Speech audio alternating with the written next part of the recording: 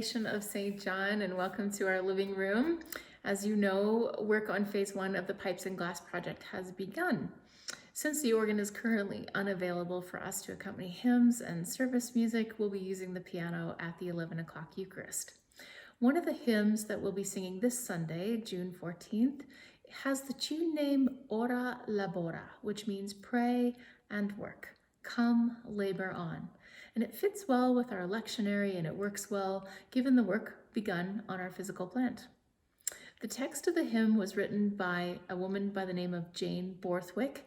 She first published Come Labor On for church workers in her book called Thoughts for Thoughtful Hours back in 1859, and she later revised the text in 1863. Miss Borthwick was not only a hymn writer, but she was also a translator of German hymns and a noble supporter of home and foreign missions. She published under a pseudonym, HLL, which stood for Hymns from the Land of Luther. And you can find out more information on Miss Borthwick online. The person who wrote the music for Ora Labora is none other than T. Tertius Noble, Dean Emeritus of American Organists and Choir Masters. He was born in Bath, England, and as a youth, Noble attended a boarding school, but found that the curriculum was really not well suited for him. The curriculum did not include music, so he left school. He was then taken under wing by a pastor, and at the age of 13, he secured a job at All Saints Church of Colchester. At the age of 19, he received a scholarship to attend the Royal College of Music, where he studied with a couple of really distinguished composers, Frank Bridge, Charles Villiers Stanford. From there, he went on to be the assistant organist at Trinity College, Cambridge. From there, he went on to become the organist and choir master at Ely Cathedral, and then on to York Minster.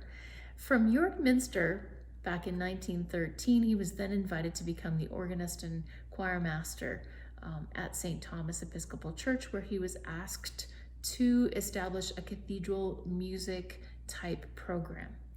And St. Thomas Fifth Avenue is no stranger to our cathedral, to our choristers. Our cathedral choir has toured there. Our choristers over the last decade plus have attended summer courses there. Back in 1913, St. Thomas Church had just completed a renovation project. They had just built and put in a new organ under the supervision of T. Tertius Noble.